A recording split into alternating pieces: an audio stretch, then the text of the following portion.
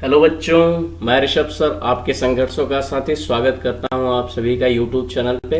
चलिए आज हम क्लास 9 की ज्योग्राफी के चैप्टर नंबर 1 को पढ़ते हैं, इंडिया साइज एंड लोकेशन। बहुत बेहतरीन चैप्टर है और बहुत इत्मीनान से समझेंगे।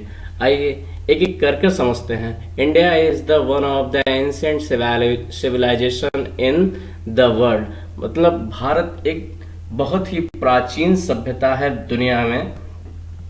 It has achieved multi-faced socio-economic process during the last 5 decades. पिछले 5 दशकों में सामाजिक यानी सोशियो और इकोनॉमिक्स यानी आर्थिक क्षेत्रों में भारत ने बहुत सारी तरक्कियां हासिल की हैं, अचीव की हैं।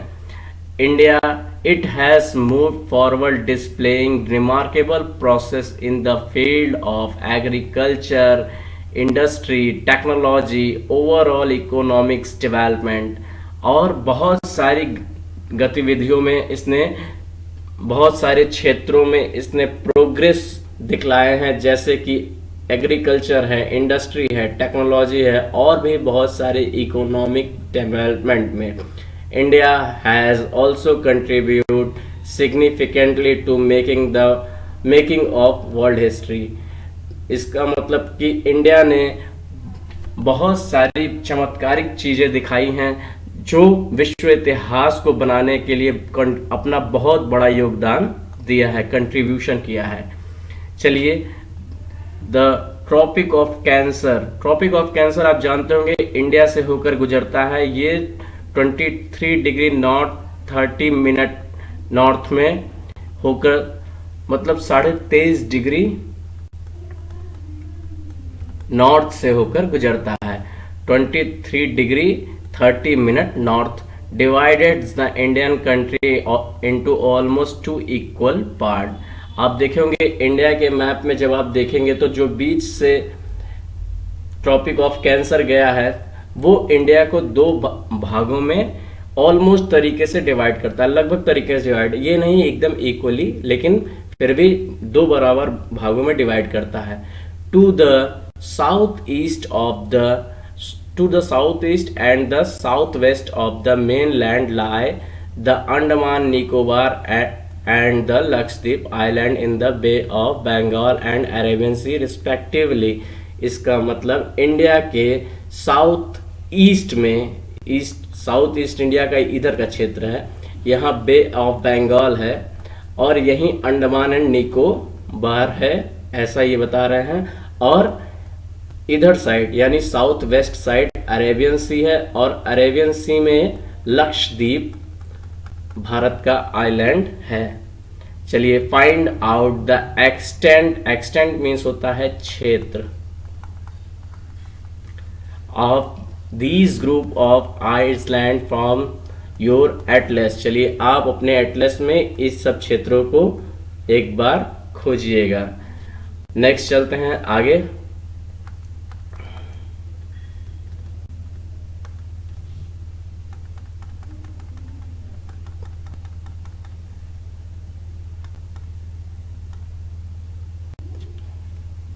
चलिए, साइज एंड लोकेशन चलते हैं।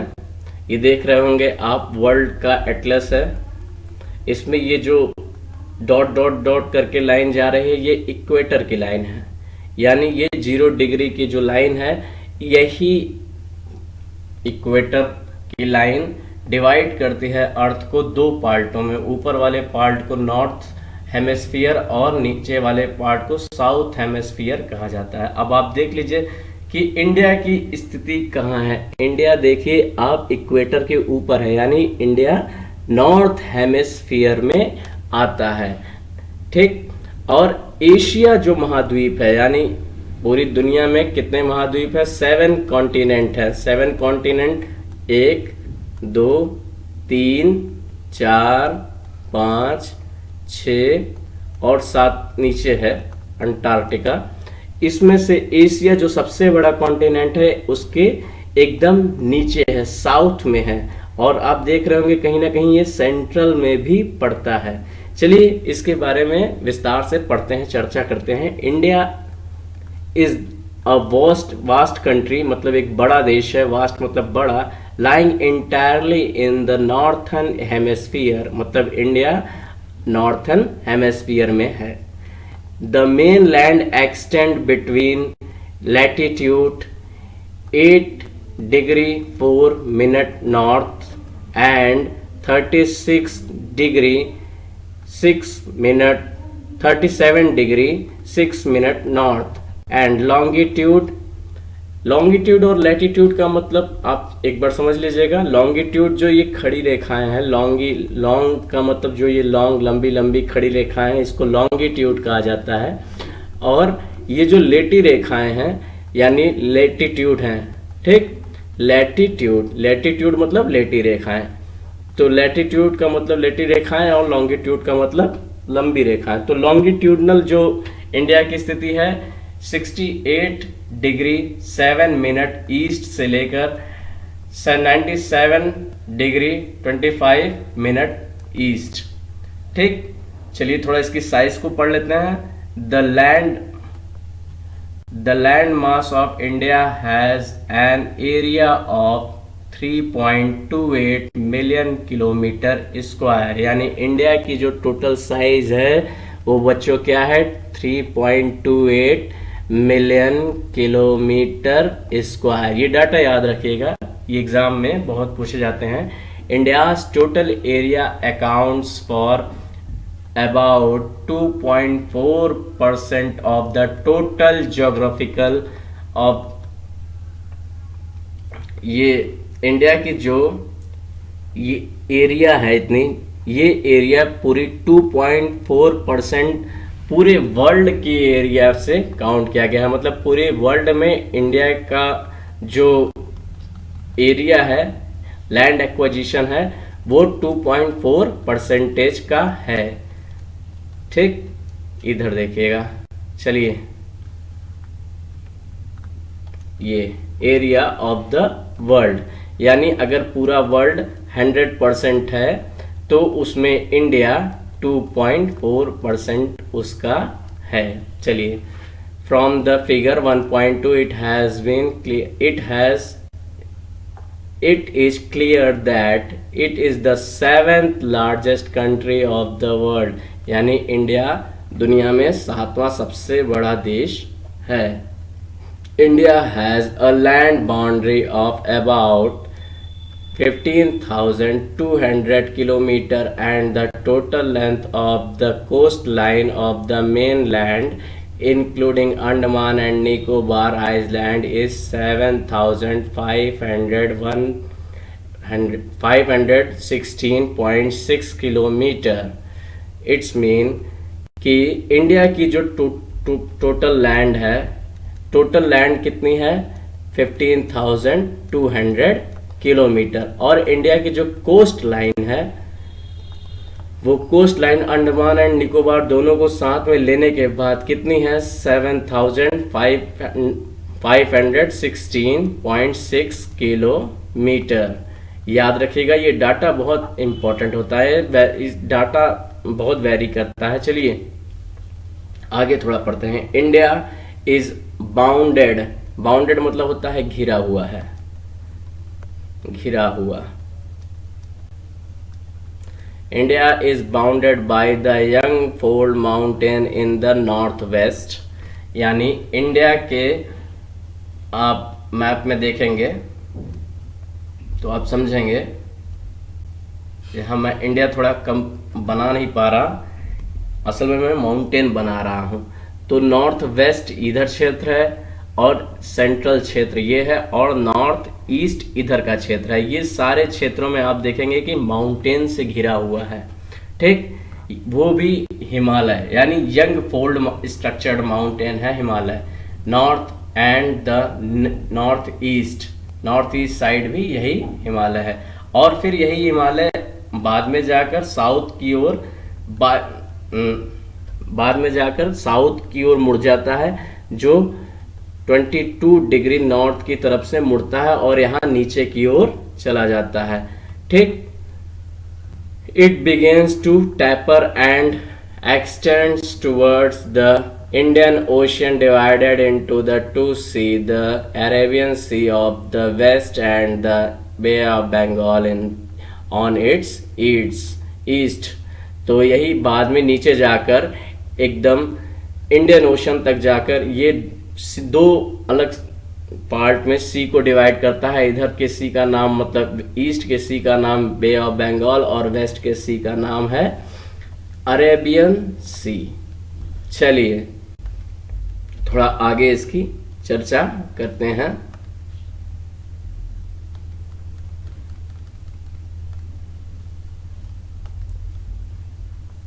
चलिए लुक एट द फिगर 1.3। अभी फिगर आएगा तो फिगर में ये सब दिखाऊंगा मैं। And note that the latitude and longitude extend of the main land is about 30 degree.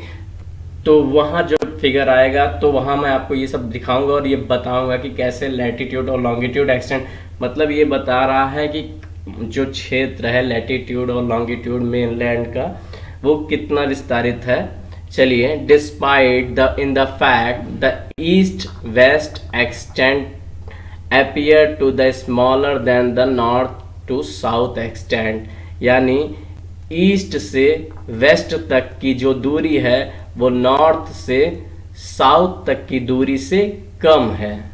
ठीक, यही ऊपर की लाइन बता रही थी।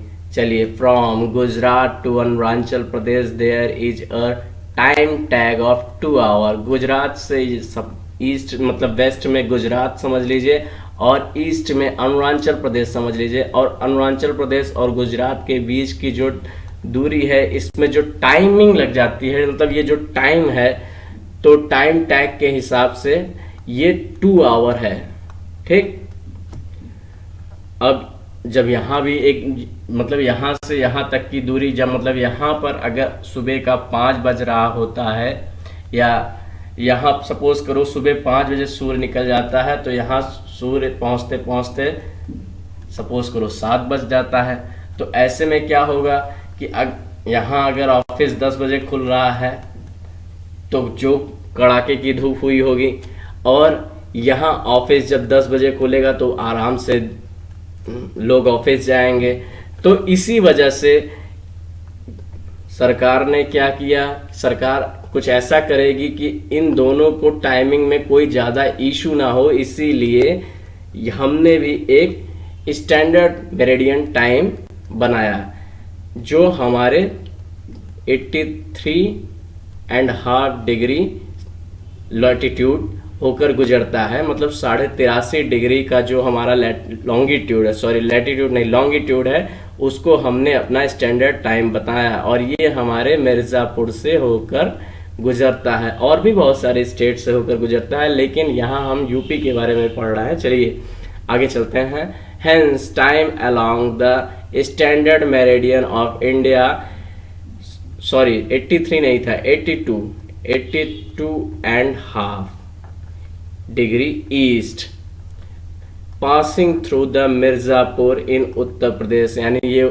मिर्जापुर उत्तर प्रदेश से होकर गुजर रहा है। चलिए it taken as the standard time for the whole country. तो इसी के माध्यम से हम पूरे देश की टाइमिंग को कैलकुलेट करते हैं। मतलब जितना यहाँ बज रहा हम मान लेते हैं यहाँ पर भी उतना ही बज रहा है, यहाँ पे भी उतना ही बज रहा है। इससे क्या होगा कि पूरे देश की एक ही टाइमिंग रहेगी। चलिए the latitudinal extent influence the duration of day and night as one move from south to north. तो ये जो लैटिट्यूडनल एक्सटेंट है बेटा वो बताता है, वो बहुत हद तक प्रभावित करता है दिन और रात को।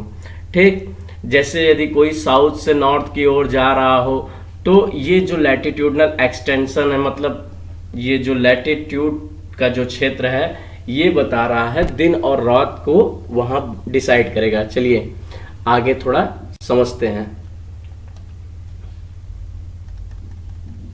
इंडिया एंड वर्ल्ड, इसके ऊपर तो कुछ नहीं है, नहीं नहीं नहीं, इसके ऊपर कुछ नहीं है। चलिए भारत को विश्व में देखते हैं, आइए समझते हैं। The Indian land mass has a central location between east and the west Asia. यानी एशिया में इंडिया की जो पोजीशन है वो बेटा क्या मैं शुरू में बताया था आपको, सेंट्रल लोकेशन है। आप देखोगे कि एशिया में जब है तो इंडिया साउथ में, लेकिन है एकदम बीच में। चलिए, India is the southward extension of the Asian continent, यानी एशिया के कॉन्टिनेंट में इंडिया की जो पोजीशन है वो साउथ में है। The trans Indian ocean route which connect the country of Europe in the west and the country of Asia, East Asia provide the strategic central location to India। तो India की जो trans Indian ocean root है बेटे, आप देखोगे India की जो position है, पहले ये देखो, इंडिया के नीचे इंडियन ओशन है और इंडियन ओशन में किसकी उपस्थिति सबसे प्रभावी है, वो है इंडिया खुद। इसी वजह से तो इस ओशन का नाम भी इंडियन ओशन हो जाने से कोई दिक्कत नहीं पड़ती। देखो इंडिया की ये स्थिति, और अब यहां से देखो, जिसको इंडिया को अगर वेस्ट की ओर जाना है, यूरोप जाना है, तो भी यहां से ये इस रूट के माध्यम से जिसको भी जाना होगा इंडिया से परमिशन लेकर ही जाना होगा, और इंडिया को जाना होगा तो इसको तो किसी से परमिशन लेनी ही नहीं है। ईस्ट की ओर भी जाना होगा तो ईस्ट की ओर भी जा सकता है। It's mean India Indian ocean में बहुत ही स्ट्रैटेजिक, बहुत ही अच्छी स्थिति पे है। समझिए, स्ट्रैटेजी का मतलब डिफेंस से संबंधित है, ठीक। तो मतलब जिसको भी यहां से जाना है पहले इंडिया से एक बार परमिट ले ले, ठीक। चलिए, note that the Deccan peninsular protrude into the Indian ocean, thus helping India to establish close contact with West Asia, Africa and Europe for the western coast, and with Southeast and East Asia from the eastern coast। तो India के बारे में जो India अगर कहीं भी जाना चाहता है तो मतलब किसी भी स्थिति में जाना चाहता है, मतलब सपोज करो इससे अफ्रीका जाना हो, यहाँ से यूरोप जाना हो, या साउथ में ही जाना हो, इंडोनेशिया जाना हो, तो ये इस माध्यम से यहाँ की क्षेत्र से मतलब सी रूट के माध्यम से बहुत आसानी से जा सकता है। और ये जो क्षेत्र है इंडिया का, ये डेक्कन पेनिसुलर क्षेत्र है, यानी पेनिसुला क्षेत्र है। और जाने के लिए कश्मीर से थोड़ी ना चले जाएंगे, इंडिया के साउथ में ही तो आएंगे। तो पेनिसुलर क्षेत्र के माध्यम से देखोगे ये सी रूट के माध्यम से पूरा इंडिया एक दूसरे देश में जाने के लिए जुड़ा हुआ है। चलिए आगे समझते हैं। No other country has a long coast line on the Indian ocean as India had, indeed it is India eminent position in the Indian ocean. Eminent position का मतलब होता है प्रभावी,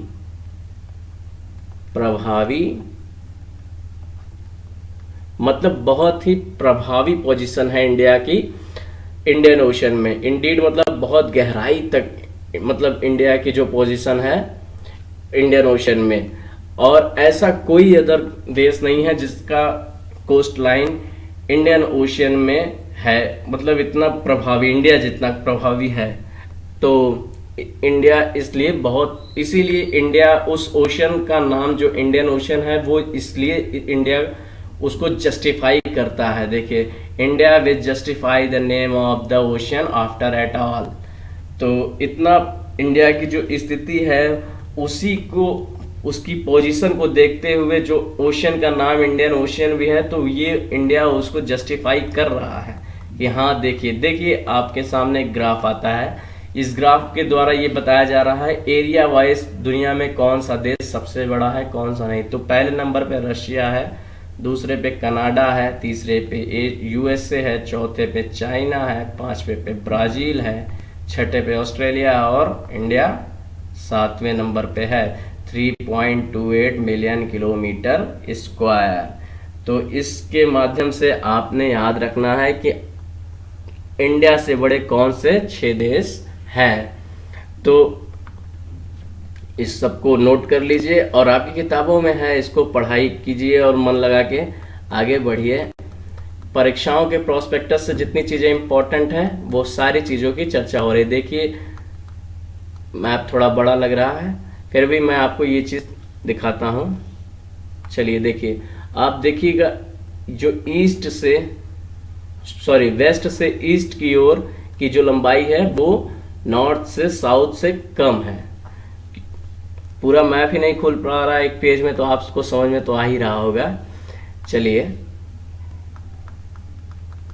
देखिए कितने किलोमीटर है, 3214 किलोमीटर लंबाई है नॉर्थ से साउथ की। ठीक, आगे चलते हैं। चलिए ये पूरा रूट है, सी रूट, कैसे यूरोप से इंडिया जुड़ा है, कैसे देखिए ये सब रूट के माध्यम से देखिए, रूट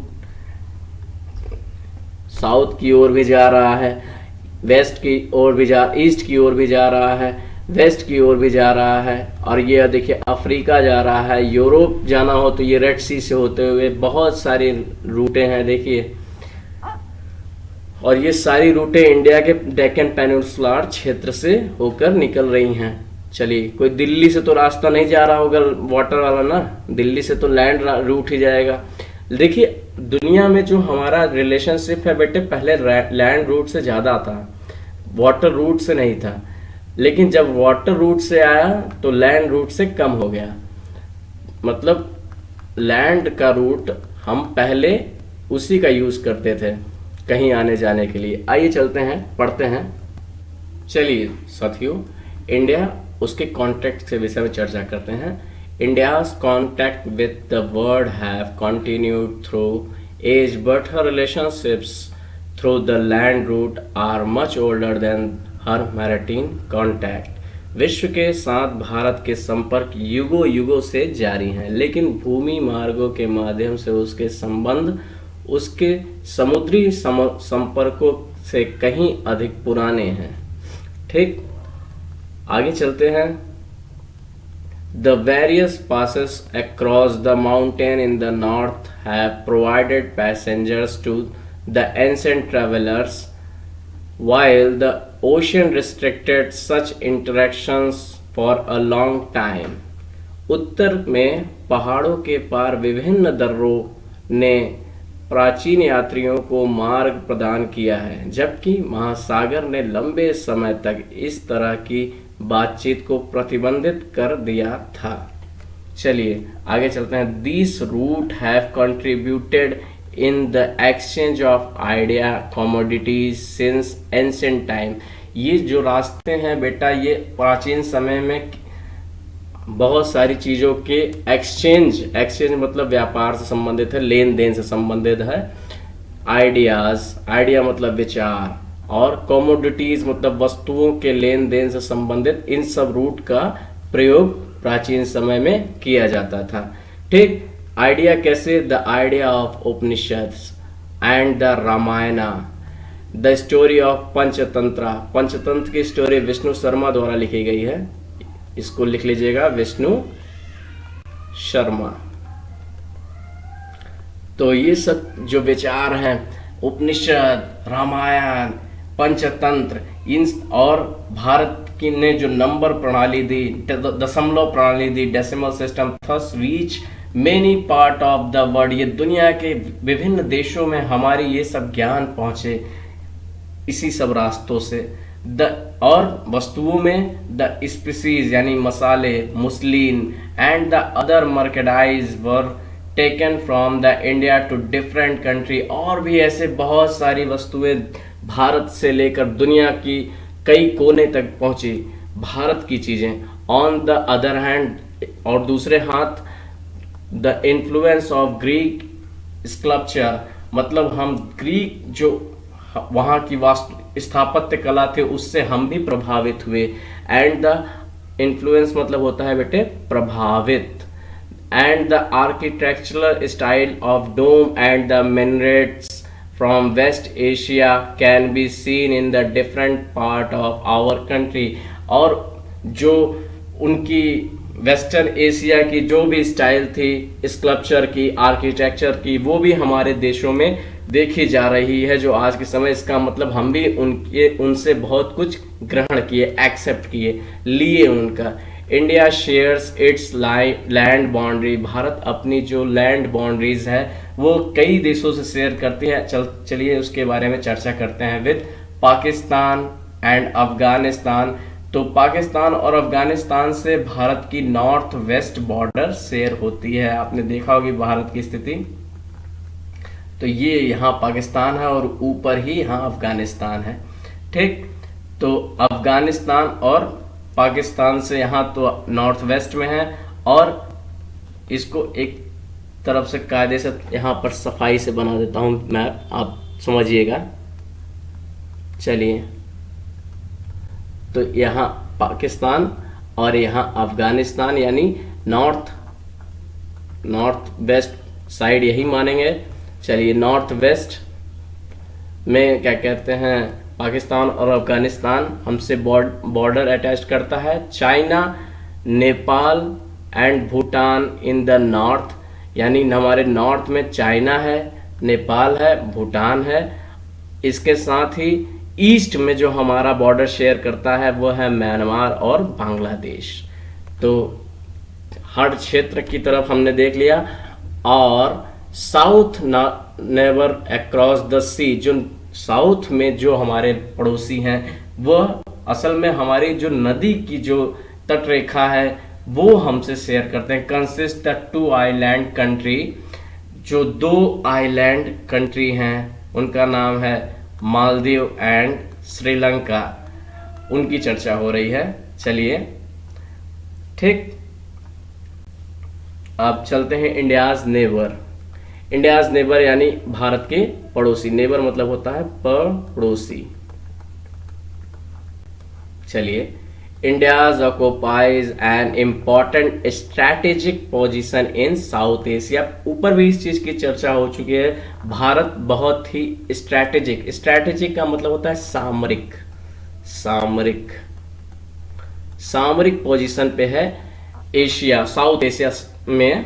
चलिए, India has 28 state and 8 union territories. Bharat के पास 28 में 28 स्टेट और 8 यूनियन टेरिटरीज है। और आपका एक छोटा सा होमवर्क है कि आप 8 यूनियन टेरिटरीज जितने हैं उन सबके कैपिटल को याद करिए, और स्टेट एंड यूनियन टेरिटरीज के कैपिटल को याद रखिए। ठीक, जब मैं पॉलिटी पढ़ाऊंगा तो आपसे कहूंगा कि चीफ मिनिस्टर तो कम से कम याद रखिए। चलिए आगे चलते हैं। क्लास अच्छी लग रही हो तो प्लीज लाइक, शेयर, सब्सक्राइब जरूर कीजिए। देखिए, ये इंडिया का मैप है। आप देखिए इंडिया के मैप में, ये देखिए ये पोजीशन है। यहां से ये मतलब ये नॉर्थ है, ये साउथ है, ये वेस्ट है और ये ईस्ट है। तो इस पोजीशन में पाकिस्तान और अफगानिस्तान है, यानी भारत से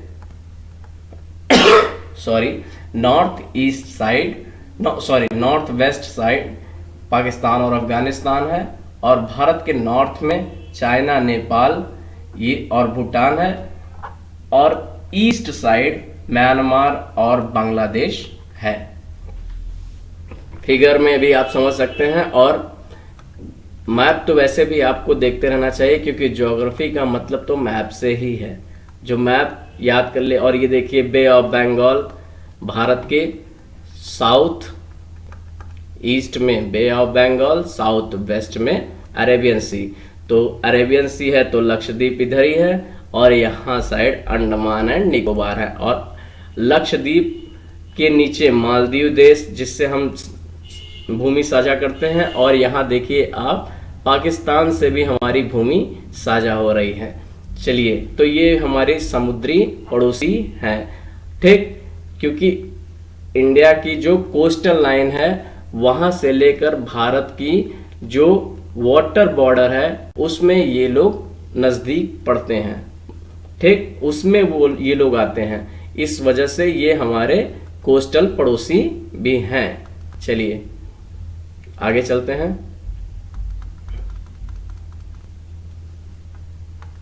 Sri Lanka and Maldives. Sri Lanka is the separated from India by narrow channel of sea formed by Pak Strait and Gulf of Mannar. यानी श्रीलंका जो है वह बेटे हम से मतलब भारत से, यहाँ जब मैं हम बोलता हूँ तो इसका मतलब भारत इसलिए है क्योंकि हर भारतवासी अपने आप को हम में ही समझ लेता है। चलिए, भारत और पाकिस्तान के बीच में एक बहुत ही पतली सी नैरो सी रेखा है जो डिवाइड की है भारत और पाकिस्तान को, वो है पाक स्ट्रीट, पाक स्ट्रेट या मन्नार, गल्फ ऑफ मन्नार, ये लिखा है गल्फ ऑफ मन्नार, ये याद रखिएगा। While Maldive island are situated to the south of Lakshadweep, तो लक्षद्वीप के नीचे आप देख रहे होंगे कि मालदीव आइलैंड स्थित है, ये मालदीव है। ठीक, मालदीव को एक बार कायदे से समझ लीजिए, ये देखिए मालदीव है, ये है लक्षद्वीप, लक्षद्वीप के साउथ में मालदीव है, यानी ये भी हमारा पड़ोसी है। चलिए, India has had strong geographical and historical link with her neighbour, Bharat का उसके पड़ोसियों के साथ बहुत ही मजबूत भौगोलिक और ऐतिहासिक लिंक जुड़ा है बेटे।